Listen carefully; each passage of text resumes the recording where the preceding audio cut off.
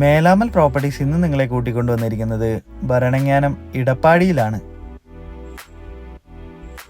ഇടപ്പാടിയിലുള്ള 45 saint ലാൻഡാണ് നമ്മളിപ്പോൾ കണ്ടുകൊണ്ടിരിക്കുന്നത്. വീട് വയ്ക്കുന്നതിന് ഏറ്റവും അനുയോജ്യമായ ലാൻഡ് തന്നെയാണ്. കിഴക്കാണ് ദർശനം വരുന്നത്.